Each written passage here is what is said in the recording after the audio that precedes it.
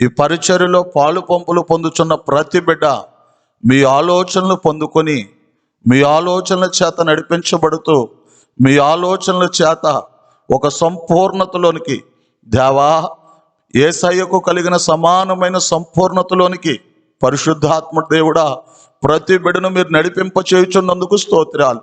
పరిశుద్ధాత్మ దేవ ఈ సమయమందు మీరు మాట్లాడుచుండగా ఎంతమంది ప్రజలు ఏ ఏ ప్రాంతంలో ఏ ఏ గ్రామాలలో ఏ ఏ దేశాలలో ఈ యొక్క అయా మహిమ కలిగిన పరిచయంలో పాలు పంపులు పొంది మీ స్వరం వినుచున్నారో వారి జీవితాలలో దైవిక స్వస్థతలు జరిగించండి ప్రభా. ఆశ్చర్య కార్యములను జరిగించండి ప్రభా. రాజా ప్రతి కుటుంబమును రహస్య రాకడకు సిద్ధపరచమని వేడుకొనుచున్నాం రాజా. ఈ యొక్క పరిచర్యను అయా ప్రతి బిడకు ఈ యుగమందును రాబో యుగమందును వారు ఆశీర్వాదకరంగా ఉండుట కొరకు ఉన్నతమైన ఆలోచన చేత జరిగించుచున్నందుకు స్తోత్రాలు అయ్యా. ఈ యొక్క పరిచర్య ప్రారంభము నుండి ముగింపు వరకు సమస్తమైన స్తుతియు ఘనతయు మహిమయు ప్రభావములు మీరు మాత్రమే పొందుకోమని మీకు మాత్రమే ఆరోపించుచు యేసయ్య యొక్క శక్తి కలిగిన నామంలో ప్రార్థించి ఈ యొక్క పరిచర్యను ప్రారంభించుచున్నాము పరమ తండ్రి. ఆమేన్. ఆమేన్. ఆమేన్. ఈ సమయమందు ఒక పాట పాడి యేసయ్య యొక్క శ్రేష్టమైన నామాన్ని స్తుతించి ఘనపరిచి మహిమపరుద్దాం. హల్లెలూయా. హల్లెలూయా.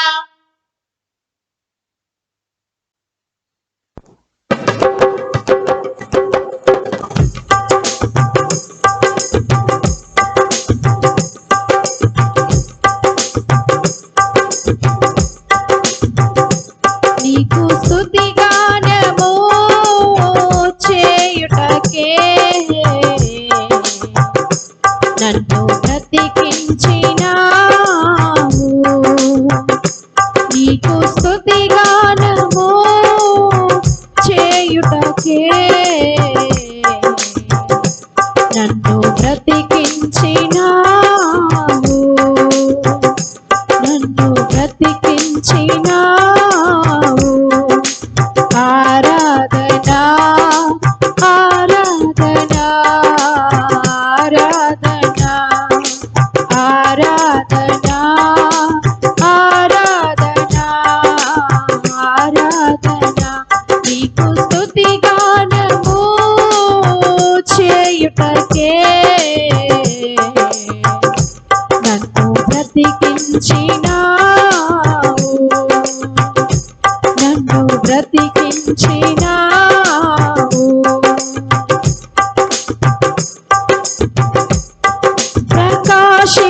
ప్రకాశింపచేసితివి నీ ముఖ కాంతిని శిథిలమైపోయినా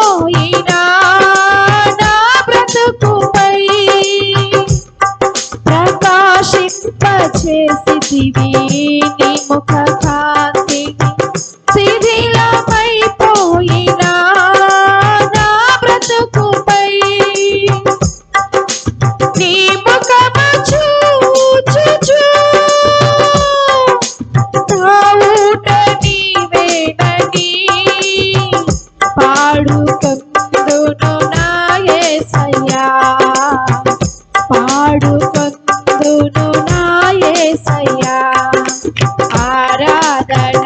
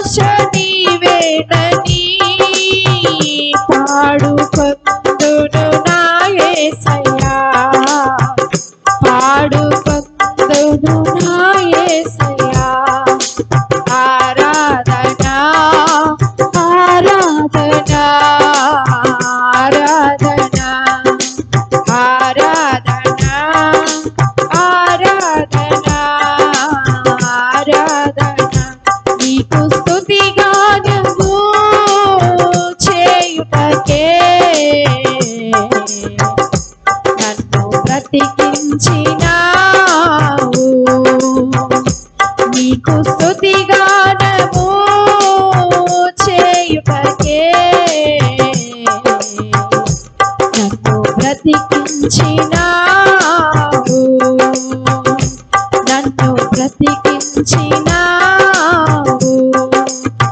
ఆరాధనా ఆరాధనా ఆరాధనా ఆరాధనా ఆరాధనా ఆరాధనా నీకు స్తుతిగానము చేయుటకే నన్ను బ్రతికించినావు. నీకు స్తుతిగానము చేయుటకే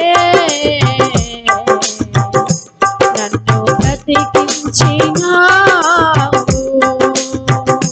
నన్ను బ్రతికించినావు. నన్ను బ్రతికించినావు.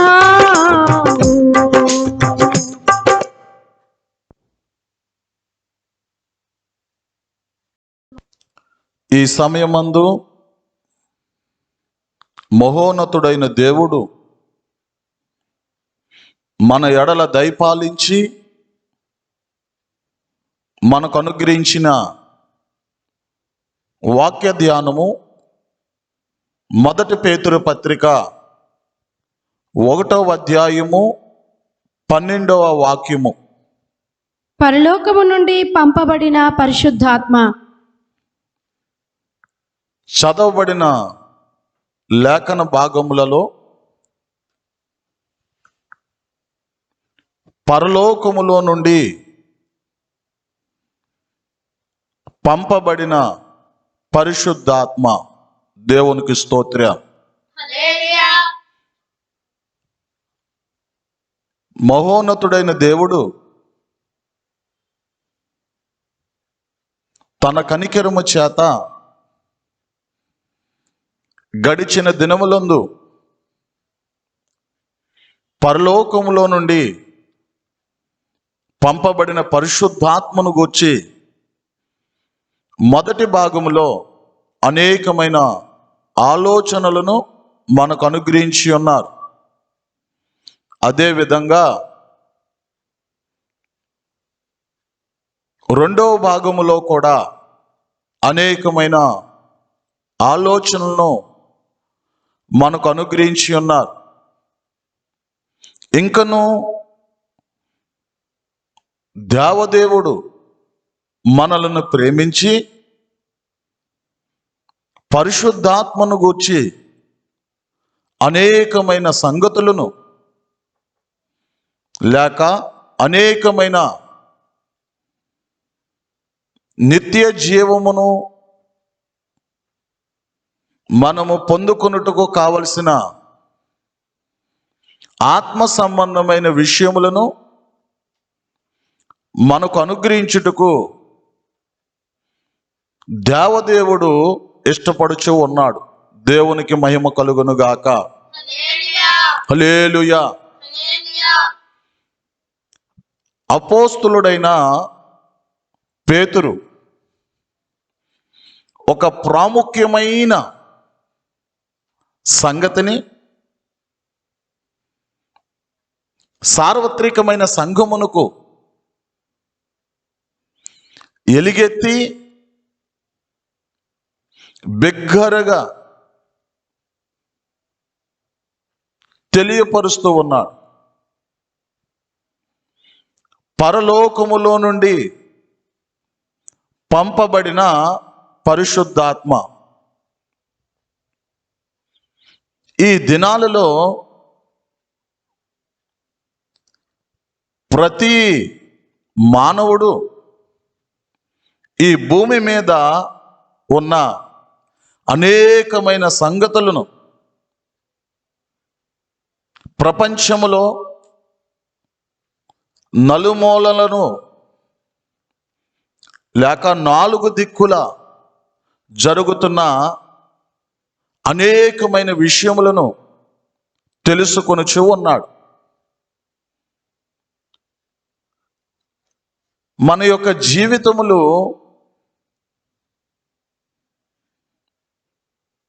ఈ భూమి మీదను లేక ఈ యుగమందైనను రాబో యుగమందైనను ఆశీర్వాదకరముగా ఉండవలెనంటే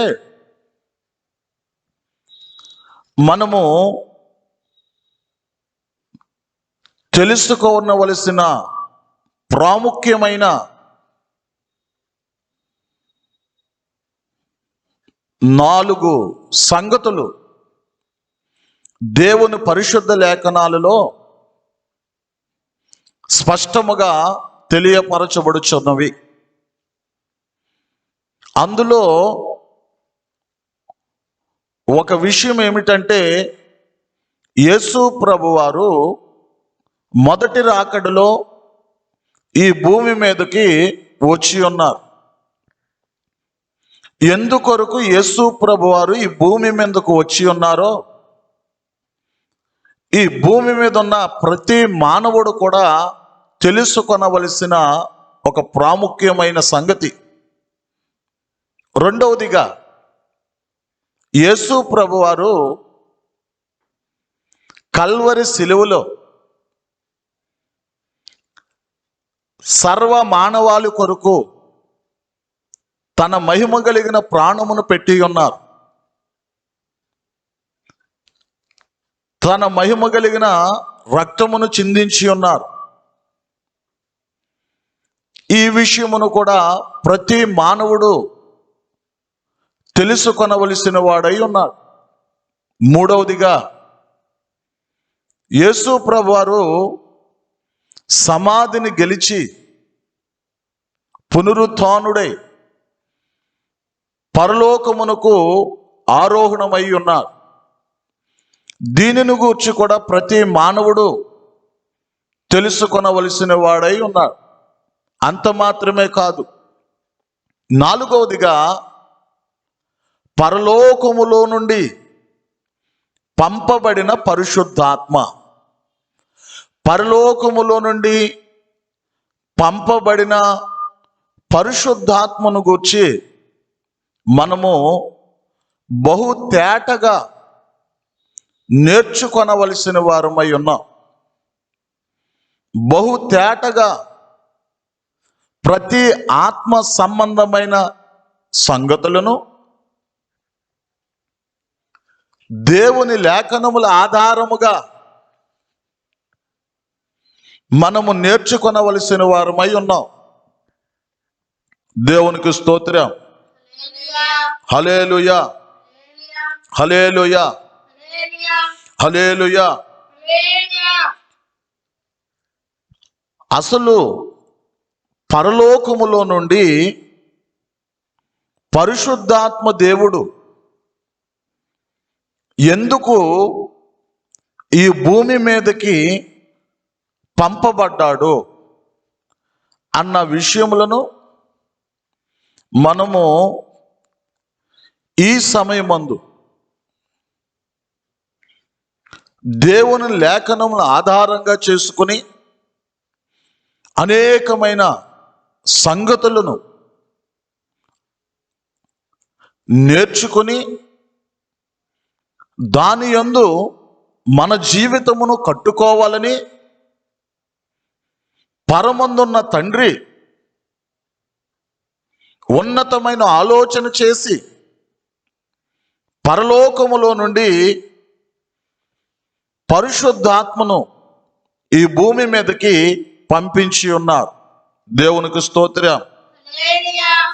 అసలు పరిశుద్ధాత్మ దేవుడు ఎందుకు ఈ భూమి మీదకి వచ్చారు అని మనం లేఖనములను గమనించినట్లయితే,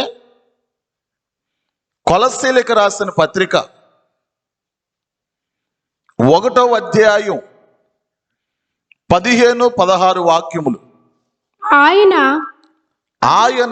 అదృశ్య దేవుని స్వరూపి అయి సర్వ సృష్టికి ఆది సంభూతుడై ఉన్నాడు. సర్వ సృష్టికి ఆది సంభూతుడై ఉన్నాడు. ఏలయనగా ఆకాశమందున్నవియు భూమి అందున్నవియు దృశ్యమైనవి దృశ్యమైనవి గాని అదృశ్యమైనవి గాని అదృశ్యమైనవి గాని అవి సింహాసనములైనను సింహాసనములైనను ప్రభుత్వములైనను ప్రభుత్వములైనను ప్రధానులైనను అధికారములైనను సర్వమును ఆయన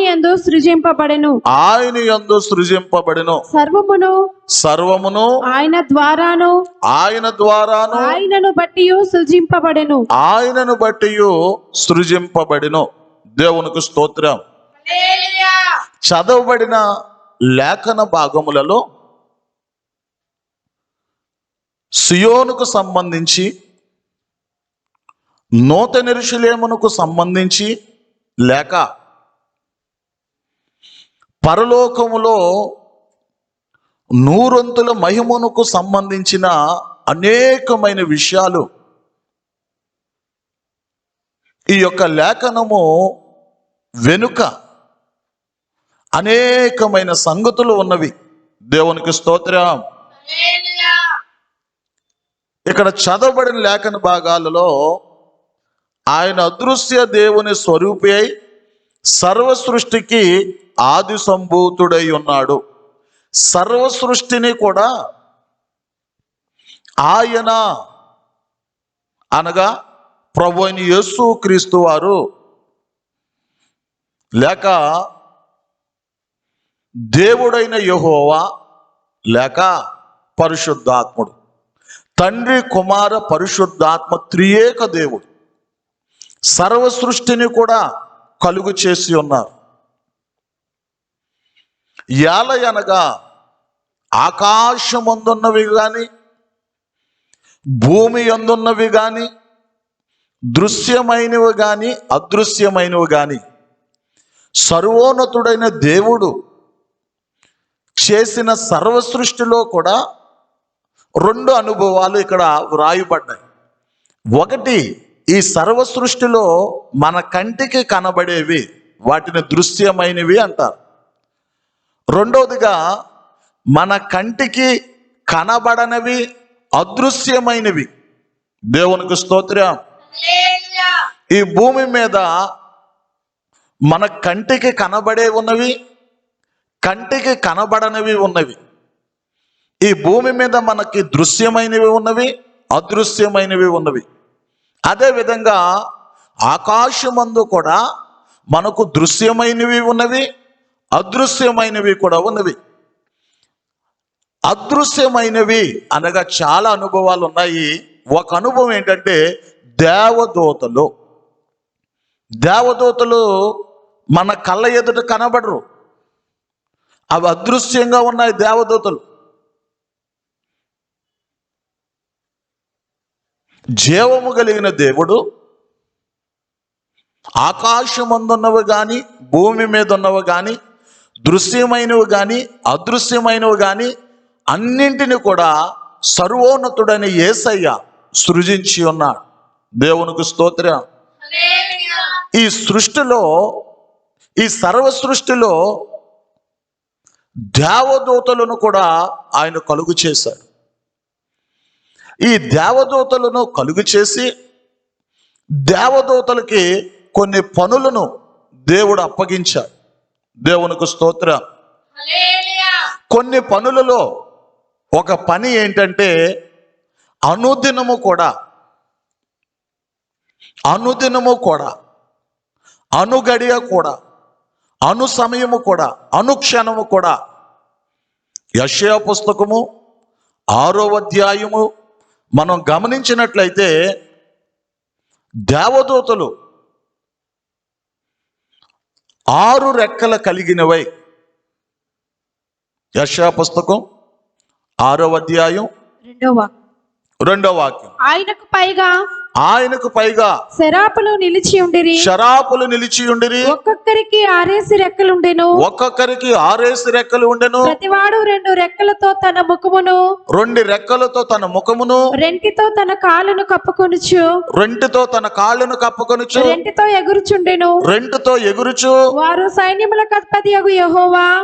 సైన్యములకు అధిపతియగు యెహోవా పరిశుద్ధుడు పరిశుద్ధుడు సర్వలోకము ఆయన మహిమతో నిండి ఉన్నది అని గొప్ప స్వరముతో గాన ప్రతిగానములు చేయుచుండిరి.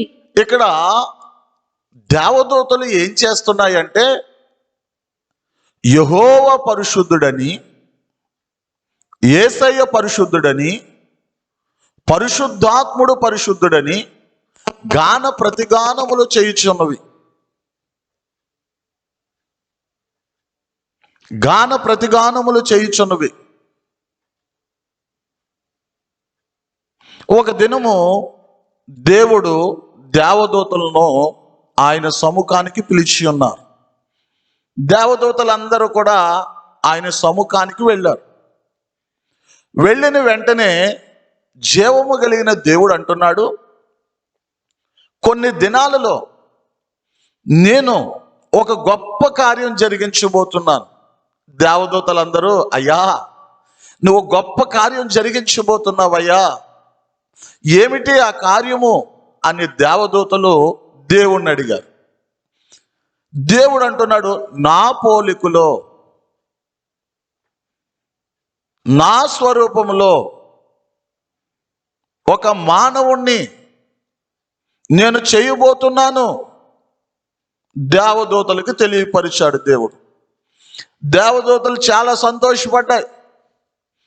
దేవదూతలు చాలా ఆనందపడ్డాయి. ఆయన సముఖములో ఉన్న సమస్తమైన దేవదూతలు కూడా దేవుని పోలికలో, దేవుని సారూప్యములో చేయబడే మానవుని చూడాలని చాలా సంతోషపడ్డారు. దేవునికి స్తోత్రం. కొన్ని దినములు అయిన తర్వాత మరలా దేవదూతలను దేవుడు తన సముఖానికి పిలిచాడు. మరలా కొన్ని దినములు అయిన తర్వాత దేవదూతలు దేవుని సముఖానికి వెళ్ళినాయి. దేవుడు అంటున్నాడు, కొన్ని దినాలలో నేను ఒక గొప్ప కార్యం జరిగించబోతున్నాను. అయ్యా ఏంటి ఆ కార్యం అయ్యా అనగానే, నా పోలికలో నా స్వరూపంలో చేయబడిన మానవునికి, లేక నా పోలికలో నా స్వరూపంలో చేయబడిన నరునికి నా యొక్క సింహాసనమునిస్తాను అని దేవుడు అనగానే, దేవదూతలందరిలో కూడా ప్రధానుడు లూసిఫర్, తేజో నక్షత్రమా. ఈ లూసిఫర్ అన్నవాడు, వాడితో పాటు ఏకీభవించిన అనేకమైన దేవదూతలు ఆ సింహాసనము మానవునికి చెందడానికి వీలు లేదు, ఆ సింహాసనము మాకు చెందాలని దేవుని యొక్క ఉన్నతమైన ఆలోచనకు వ్యతిరేకంగా వారు ఆలోచన చేశారు. ఎప్పుడైతే దేవుని ఆలోచనకు వ్యతిరేకంగా వారు ఆలోచన చేసి ఉన్నారో, వెంటనే లూసిఫరు వాడిని వెంబడించిన, వాడి ఆలోచనతో ఏకీభవించిన అనేకమైన కోట్ల కొలది దేవదూతలు దేవుని సముఖము నుండి ఈ భూమి మీదకి నెట్టివేయబడ్డారు. యెషయా పుస్తకము 14వ అధ్యాయము 12వ వాక్యము. తేజో నక్షత్రమా, తేజో నక్షత్రమా, వేకువ చుక్క, వేకువ చుక్క, నీవెట్లు ఆకాశము నుండి పడితివి, నీవెట్లు ఆకాశము నుండి పడితివి, జనములను పడగొట్టిన నీవు, జనములను పడగొట్టిన నీవు, నేల మట్టము వరకు, నేల మట్టం వరకు ఎట్లు నరకబడితివి, నీవెట్లు ఆకాశము నుండి పడితివి. 14వ అధ్యాయంలో మొత్తం అన్ని విషయాలు కూడా వ్రాయబడ్డాయి. ఇక్కడ మనం గమనించవలసిన ఒక ఉన్నతమైన ఉపదేశం ఏంటంటే, దేవుని యొక్క సింహాసనమును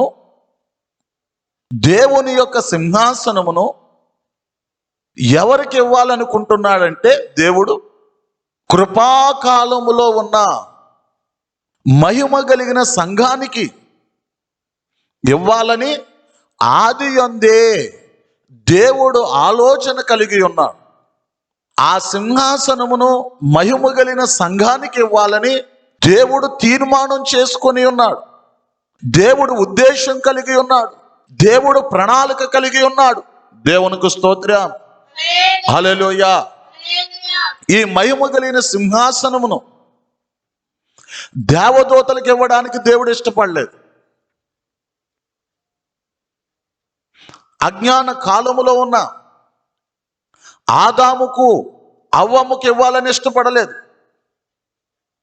మనసాక్షి కాలములో ఉన్న 3 గుంపుల ప్రజలు, ఆదాము మొదలుకొని నోవాహు వరకు ఒక గుంపు, నోవాహు మొదలుకొని అబ్రహాము వరకు ఒక గుంపు, అబ్రహాము మొదలుకొని ధర్మశాస్త్రం వచ్చే వరకు ఉండు యాకోబు వరకు 3 గుంపుల ప్రజలకు దేవుడు ఇవ్వడానికి ఇష్టపడలేదు. అంత మాత్రమే కాదు, ధర్మశాస్త్ర కాలములో ఉన్న దేవుని కొరకు సింహాలు బోనులోనికి వెళ్ళిన దానియేలుకి ఇవ్వడానికి ఇష్టపడలేదు. ధర్మశాస్త్ర కాలములో ఉన్న అగ్ని గుండములోనికి వెళ్ళిన షడ్రక్, మెషక్, అబేద్నెగోయులకు దేవుడు ఈ మహిమ కలిగిన సింహాసనమును ఇవ్వడానికి ఇష్టపడలేదు. ఎవరికి ఇవ్వడానికి ఈ సింహాసనమును దేవుడు ఇష్టపడుతున్నాడంటే మహిమ కలిగిన సంఘమునకు దేవుడు ఈ సింహాసనమును ఇవ్వడానికి ఇష్టపడుతున్నాడు. దేవునికి స్తోత్రం. హల్లెలూయా, హల్లెలూయా, హల్లెలూయా. ఈ యొక్క మహిమ కలిగిన సంఘముగా మనము కట్టబడాలంటే,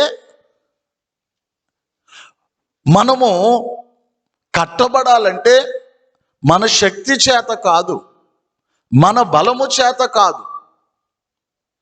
ఈ మహిమ కలిగిన సింహాసనమును మనం చేరుకోవాలంటే మన శక్తి చేత కాదు, మన బలము చేత కాదు. ఎందుచేతనంటే పడిపోయిన దేవదూతలందరూ, పడిపోయిన లూసిఫర్, వాడిని వెంబడించుచున్న కోట్ల కొలది దేవదూతలు ఈ భూమి మీద పడిపోయి వారు ఒకటే ఆలోచన కలిగి బ్రతుకుతున్నారు. ఆ సింహాసనము మాకు చెందలేదు, మానవునికి కూడా చెందడానికి వీలు లేదని వారు ఎంతగానో ఈ భూమి మీద వారు ప్రయత్నములు చేస్తూ ఉన్నారు. ఈ మహిమ కలిగిన సింహాసనమునకు మనల్ని చేర్చడానికే పరమందున్న తండ్రి పరలోకములో నుండి పరిశుద్ధాత్మను ఈ భూమి మీదకి పంపారు. దేవునికి స్తోత్రం. ఈ వాక్యం వినిచున్న దేవుని ప్రజలారా, ఈ వాక్యం వినిచున్న దేవుని సేవకులారా, ఈ వాక్యం వినిచున్న దేవుని సేవకురాళ్ళారా, ఈ వాక్యం వినిచున్న దేవుని సన్నిధానంలో ఎదుగుచున్న విశ్వాసులారా, పరిశుద్ధాత్మ దేవుడు ఎందుకొరకు ఈ భూమి మీదకి పంపబడ్డాడంటే మనల్ని మహిమ కలిగిన సింహాసనమునకు చేర్చుట కొరకు ఆయన ఈ భూమి మీదకి పంపబడ్డాడు. దేవునికి స్తోత్రం. హల్లెలూయా. ఎవరైతే పరలోకములో నుండి పంపబడిన పరిశుద్ధాత్మను గూర్చి తెలుసుకొనరో, పరిశుద్ధాత్మ అభిషేకమును పొందుకొనరో, ఆత్మ నడిపింపుకు సంపూర్ణంగా అప్పగించుకొనరో వారికి మహిమ కలిగిన సింహాసనము ఎంత మాత్రము కూడా వారు పొందుకోలేరు. మహిమ కలిగిన సింహాసనమును పొందుకోవాలంటే మనల్ని మహిమ కలిగిన సింహాసనమునకు చేర్చడానికి వచ్చిన పరిశుద్ధాత్మను గూర్చిన ప్రతి అనుభవాలు, అనగా పరిశుద్ధాత్మను గూర్చిన సంగతులన్నీ మనము బహు తేటగా వాక్య లేఖనములు ఆధారముగా మనము నేర్చుకొనవలెను. దేవునికి స్తోత్రం. హల్లెలూయా. చాలా మంది దేవుని లేఖనాలు చదువుతారు, ఆ లేఖనములను అక్షరానుసారంగా మాత్రమే చదువుతారు. అక్షరము మానవుణ్ణి చంపుతాయి, ఆత్మ మనల్ని బ్రతికిస్తారు. దేవునికి స్తోత్రం. హల్లెలూయా, హల్లెలూయా. పాత నిబంధన కాలములో అనేక మంది దేవుని ప్రజలు పరిశుద్ధాత్మతో నింపబడ్డారు.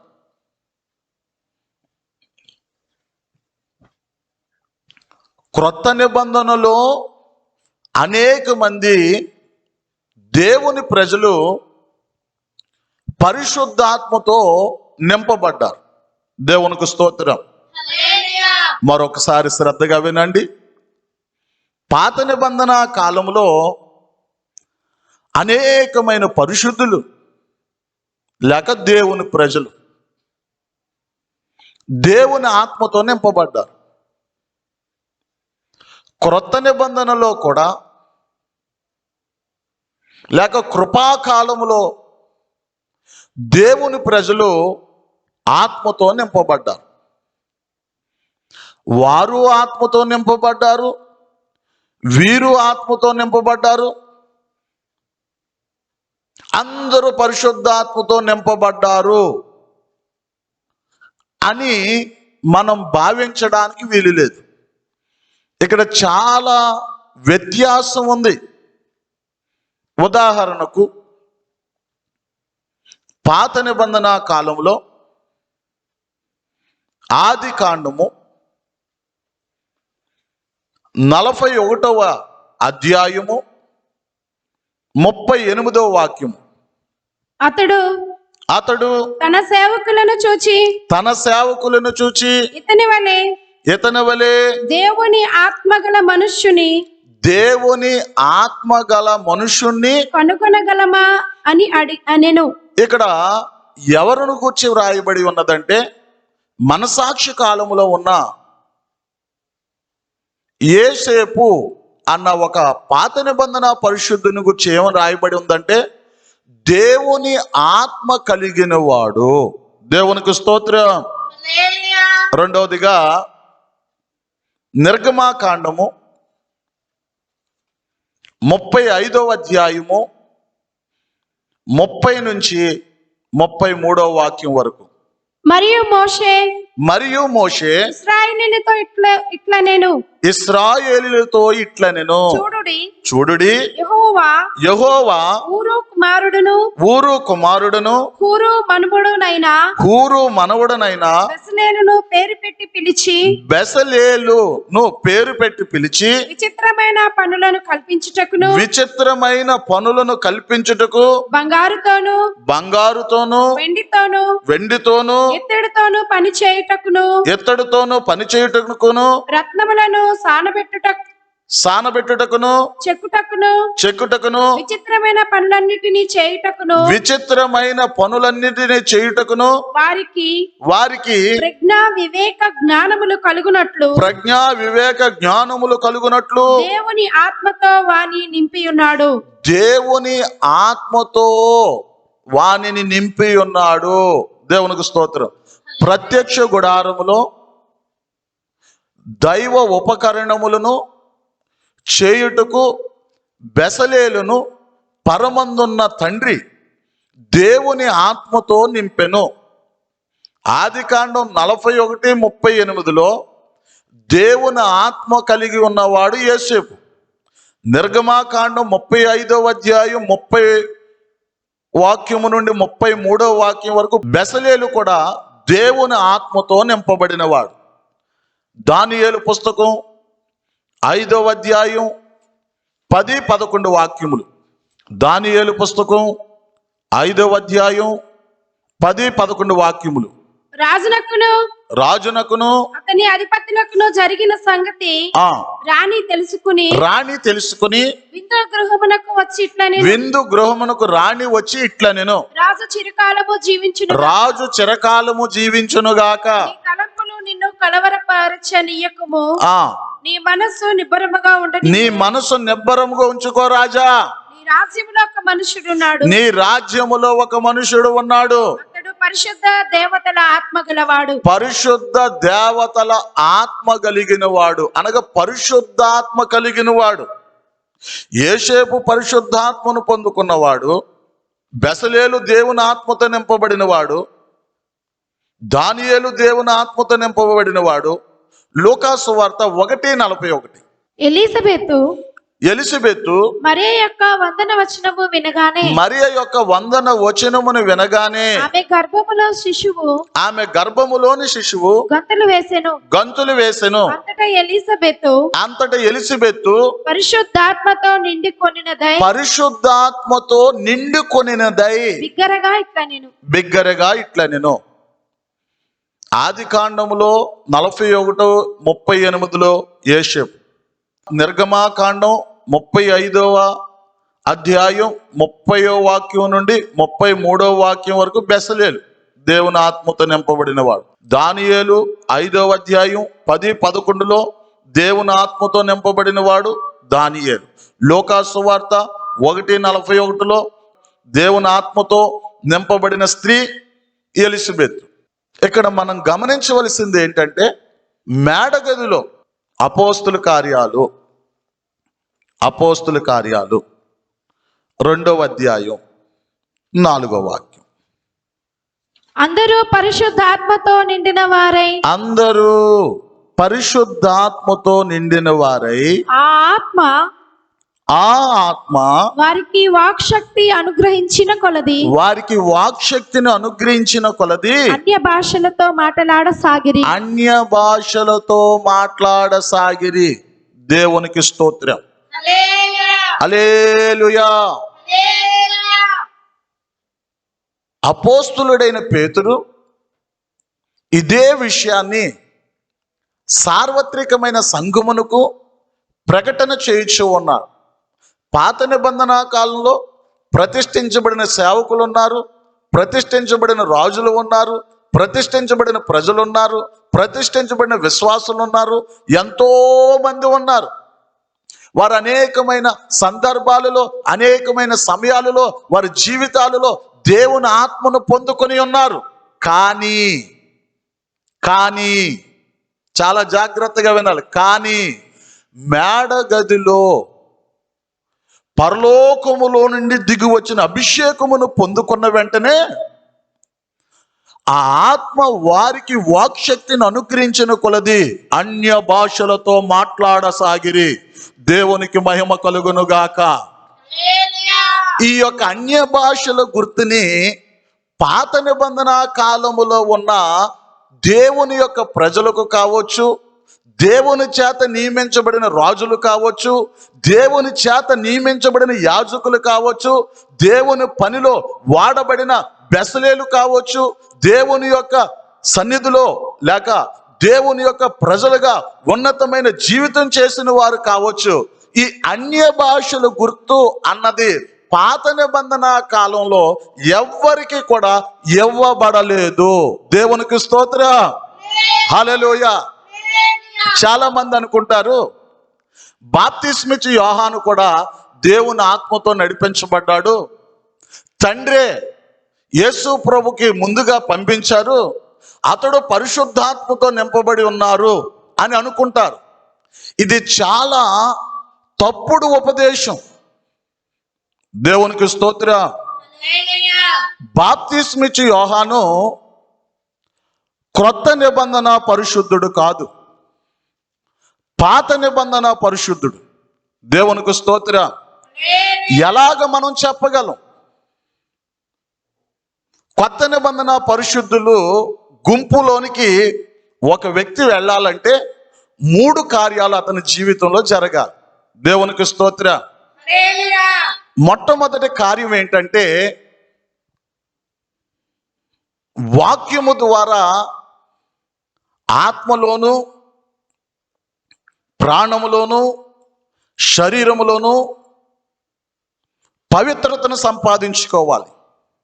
రెండవదిగా యేసయ్య రక్తము ద్వారా ఆత్మలోను, ప్రాణములోను, శరీరములోను పవిత్రతను సంపాదించుకోవాలి. మూడవదిగా పరిశుద్ధాత్మ అభిషేకము ద్వారా ఆత్మలోను, ప్రాణములోను, శరీరములోను పవిత్రతను సంపాదించుకోవాలి. ఈ 3 కార్యాలు కూడా పాత నిబంధన కాలములో ఉన్న బాప్తిస్మిచ్చి యోహానికి ఈ 3 ఆశీర్వాదాలు లేవు. అది ఎలా చెప్పగలం మనము? ఎఫెసీయులకు రాసిన పత్రిక 5వ అధ్యాయం 27వ వచనం. 27వ వాక్యం.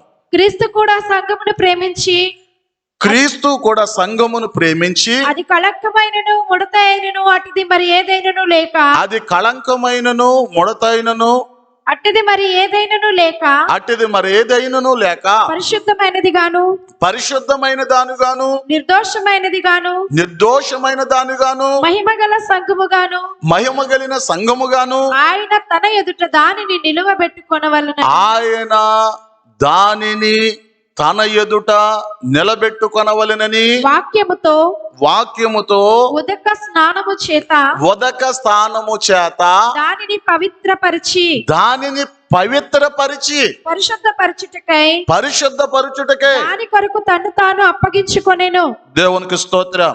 ఇక్కడ మనం గమనించవలసింది ఏంటంటే వాక్యం అనే ఉదక స్థానము చేత దాన్ని పవిత్రపరచుటకై తన్ను తాను అప్పగించుకొనెను.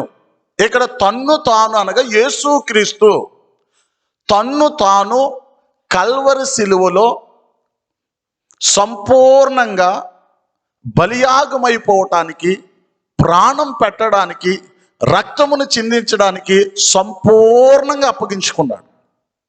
ఎందుకు సంపూర్ణంగా అప్పగించుకున్నాడంటే ఆయన సంపూర్ణంగా అప్పగించుకుంటేనే ఆ వాక్యము ధారాళంగా మన మీద కొమ్మరించబడి ఆ వాక్యము ద్వారా ఆత్మలో, ప్రాణములో, శరీరములో, మన జీవితములకు పవిత్రత అనుగ్రహించబడతాది. దేవునికి స్తోత్రం. కానీ యేసు ప్రభు అర్పించబడక మునిపే అనగా ప్రాణం పెట్టబడక మునిపే బాప్తిస్మిచ్చు యోహాను భూమిని విడిచి వెళ్ళిపోయాడు. మొదటి పాయింట్. రెండో పాయింట్ ఏంటంటే యేసు రక్తము ద్వారా ఆత్మలో, ప్రాణములో, శరీరములో పవిత్రత. మొదటి యోహాను పత్రిక 1వ అధ్యాయం 7వ వాక్యం. అయితే ఆయన వెలుగులోనున్న ప్రకారము మనము వెలుగులో నడిచిన ఎడల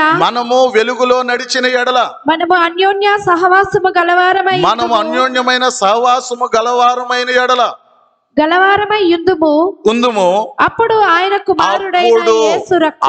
కుమారుడైన యేసు క్రీస్తు రక్తము ప్రతి పాపము నుండి మనలను పవిత్రులుగా చేయును. దేవునికి స్తోత్రం.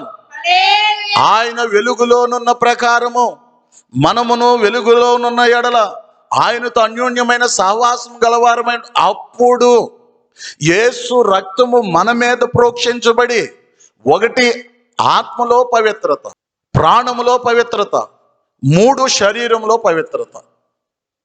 యేసు రక్తము ఈ భూమి మీద చిందించబడక మునిపే బాప్తిస్మిచ్చు యోహాను భూమిని విడిచిపెట్టి వెళ్ళిపోయాడు. యేసు ప్రభు రక్తం ద్వారా అతనికి ఆశీర్వాదాలు లేవు. మహిమ కలిగిన సంఘానికి సంబంధించిన, పవిత్రకు సంబంధించిన ఆశీర్వాదాలు లేవు. మూడోదిగా మేడగదిలో బలమైన అభిషేకము దిగవచ్చు.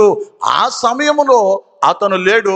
అంతకు ముందే అతడు ఈ భూమిని విడిచిపెట్టి వెళ్ళిపోయాడు.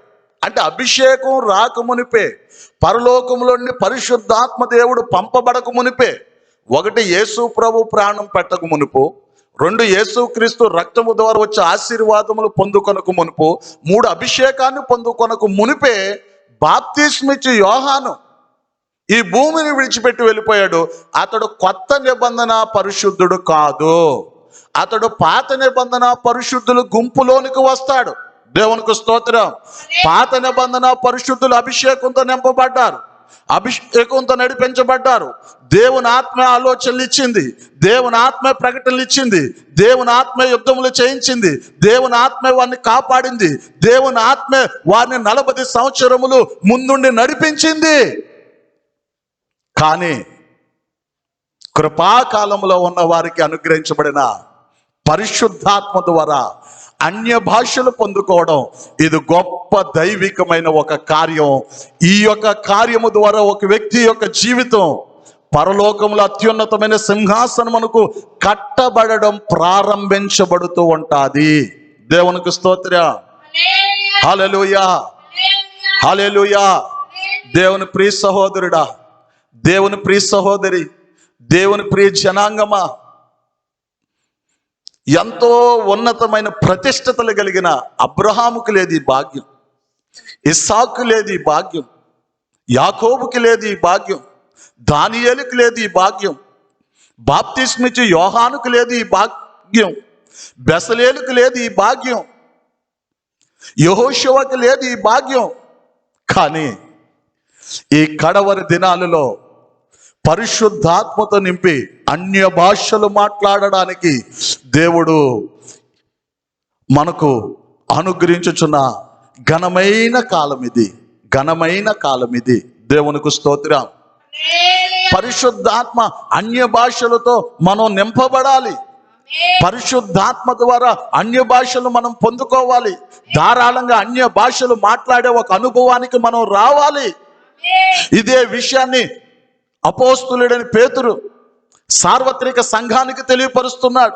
కొత్త నిబంధనకు ఇవ్వబడిన పరలోకములో నుండి పంపబడిన అభిషేకము ద్వారా ఒక వ్యక్తి, ఒక కుటుంబం, ఒక సంఘములో ఉన్న బిడ్డలు అందరూ అన్య భాషలు మాట్లాడే అనుభవంలోనికి రావాలి. దేవునికి స్తోత్రం. అన్య భాషలతో మాట్లాడాలి. ఈ అన్య భాషలతో మాట్లాడడం అనగా 1 కొరింథీయులకు రాసిన పత్రిక 14వ అధ్యాయం 2వ వాక్యం. ఎందుకనగా భాషతో మాట్లాడువాడు మనుషులతో కాదు దేవునితో మాట్లాడుచున్నాడు. మనుష్యుడు ఎవడనో దేవునికి స్తోత్రం. ఎందుకనగా అన్య భాషలతో మాట్లాడుతున్నవాడు దేవునితో మాట్లాడుచు ఉన్నాడు. పరలోకములో నుండి పంపబడిన పరిశుద్ధాత్మ ఎందుకంటే ఒక వ్యక్తిని అభిషేకముతో నింపి అన్య భాషలను అనుగ్రహించి దేవునితో మాట్లాడే ఉన్నతమైన ఆశీర్వాదమునకు నడిపించడానికి పరలోకములో నుండి పరిశుద్ధాత్మ అభిషేకం ఈ భూమి మీదకి దిగి వచ్చి ఉన్నది. దేవునికి స్తోత్రం. హల్లెలూయా. ఈ పరిశుద్ధాత్మ అభిషేకం లేక ఈ పరిశుద్ధాత్మ దేవుడు ఎప్పుడు వచ్చాడు, ఈ భూమి మీద ఎంతకాలం ఉంటాడు, ఆ తర్వాత ఆయన ఏం చేస్తాడు అనేకమైన విషయాలు దేవుని యొక్క లేఖనాలలో రాయబడ్డారు. ఈ పరిశుద్ధాత్మ దేవుడు ఈ భూమి మీదకి అపోస్తుల కార్యాలు 2వ అధ్యాయం 4వ వాక్యంలో 1 నుండి 4 వాక్యములు. పెంతెకోస్తను పండుగ దినము నాడు అందరూ ఒక చోట కూడి ఉండగా అప్పుడు వేగముగా వీచు బలమైన గాలి వంటి ఒక ధ్వని ఆకాశము నుండి అకస్మాత్తుగా వారు కూర్చుండి ఉన్న ఇల్లంతయు నిండెను. మరియు అగ్ని జ్వాలల వంటి నాలుకలుగా విభాగింపబడి పడినట్లుగా వారికి కనబడి వారిలో ఒక్కొక్కరి మీద వ్రాలగా అందరూ పరిశుద్ధాత్మతో నింపబడిన వారే. ఆ ఆత్మ వారికి వాక్శక్తి అనుగ్రహించిన కొలది అన్య భాషలతో మాట్లాడసాగిరి. దేవునికి స్తోత్రం. అప్పుడు వచ్చాడు పరిశుద్ధాత్మ దేవుడు. మేడగదిలోనికి దిగి వచ్చాడు పరిశుద్ధాత్మ దేవుడు. ఈ భూమి మీదకి దిగి వచ్చాడు పరిశుద్ధాత్మ దేవుడు. ఒక మానవుణ్ణి సింహాసనమును చేర్చడానికి, మహిమ కలిగిన సంఘాన్ని కట్టడానికి, క్రీస్తు స్వారూప్యములోనికి, క్రీస్తు పోలుకులోనికి, క్రీస్తు యొక్క మహిమ గుణముల చేత నడిపించడానికి ఈ భూమి మీదకి పరిశుద్ధాత్మ దేవుడు వచ్చి సంఘమును అన్య భాషలతో నింపాడు. దేవునికి స్తోత్రం. ఆ దినము పెంతెకోస్తు పండుగ దినము వచ్చిన పరిశుద్ధాత్మ దేవుడు ఎంతకాలం ఉంటాడంటే అపోస్తులుడైన పౌలు తేటగా తెలియపరుస్తున్నాడు. 1 కొరింథీయులకు రాసిన పత్రిక 13వ అధ్యాయము 8వ వాక్యం. ప్రేమ శాశ్వత కాలముండును ప్రవచనములైనను నిరర్ధకములగును భాషలైనను నిలిచిపోవును. ఈ విషయము మనం చాలా జాగ్రత్తగా గమనించాలి. అన్య భాషలు నిలిచిపోవును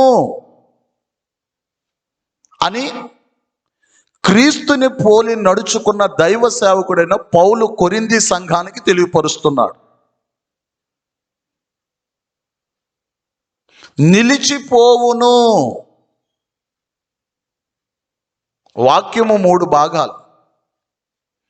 1 జరిగిన కాలం, 2 జరుగుతున్న కాలం, 3 జరగబోయే కాలం. మనం ఏ వాక్యమును తీసుకున్నా మనము అది ఏ కాలమునకు సంబంధించి ఆత్మదేవుడు మాట్లాడాడన్న సంగతిని మనం గమనించాలి. భాషలు నిలిచిపోవును. ఎప్పుడు నిలిచిపోవును? ఈ మాట చాలా మందికి అర్థం కాదు. భాషలు ఆగిపోయినాయండి, అన్య భాషలు ఆగిపోయినాయండి, అపోస్తుల కాలంలో ఆగిపోయినాయండి, రకరకాలుగా మాట్లాడతారు. కానీ ఇక్కడ పౌలు తేటగా నిలిచిపోవును. భవిష్యత్ కాలమును గురించి మాట్లాడుతున్నాడు ఆత్మదేవుడు. ఎప్పుడు నిలిచిపోవును? పెండ్లి కుమారుడు యేసుక్రీస్తు మధ్యాకాశములోనికి వేంచేయు ఆ ఘనమైన శుభవేళ పరిశుద్ధాత్మ దేవుడు ఈ భూమి మీద నుండి తన పనిని సంపూర్తి చేసుకుని ఒక మహిమ కలిగిన సంఘాన్ని తీసుకుని యేసుక్రీస్తు చెంతకు లేక పెండ్లి కుమారుని చెంతకు మధ్యాకాశంలోనికి వెళ్ళిపోతాడు. ఎప్పుడైతే పరిశుద్ధాత్మ దేవుడు ఈ భూమి మీద నుండి తన పనిని ముగించుకుని మధ్యాకాశమునకు సంఘమును తీసుకుని వెళ్ళిపోతాడో అంతటితో భాషలు నిలిచిపోతాయి.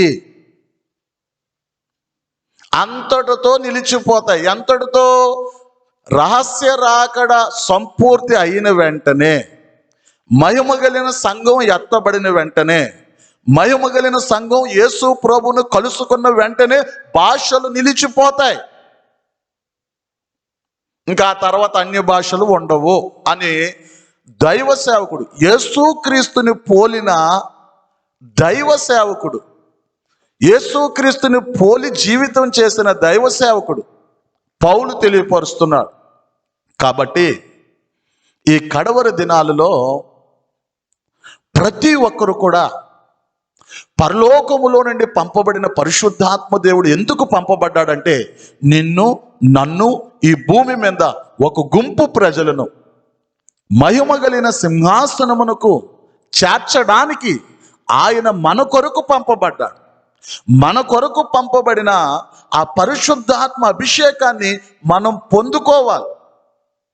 ఎప్పుడైతే మనం అభిషేకాన్ని పొందుకుంటామో మనలోనికి వచ్చిన ఆత్మదేవుడు మన నోటికి వాక్శక్తినిచ్చి అన్య భాషలో ధారాళంగా మాట్లాడడానికి, అనగా దేవునితో మాట్లాడడానికి, దైవ కార్యములు బిగ్గరగా పలకడానికి శక్తినిస్తాడు. దేవునికి స్తోత్ర.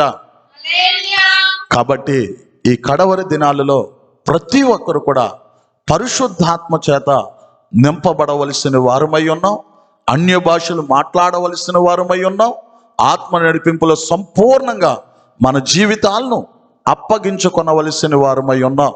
ఇంకను ఈ పరిశుద్ధాత్మ దేవుని గురించి అనేకమైన సంగతులు రాబో భాగములలో అనేకమైన సంగతులు నేర్చుకుని మనమందరం కూడా ప్రభు రాకడకు పరిశుద్ధాత్మ దేవుని ద్వారా సిద్ధపడి ఒక దినము ఆ మహిమ కలిగిన సింహాసనమును చేరుకుందుముగాక. ఆమేన్. ముగింపు ప్రార్థన. సర్వోన్నతుడా, దయగలిగిన మా తండ్రి, మీకు స్తుతి స్తోత్రాలు చెల్లిస్తున్నాం. మీ మహా దయచేత కృపాకాలం మందుండు ప్రజలకు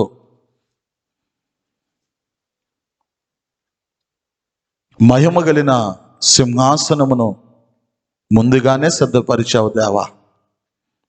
అందుని బట్టి మీకే మహిమ.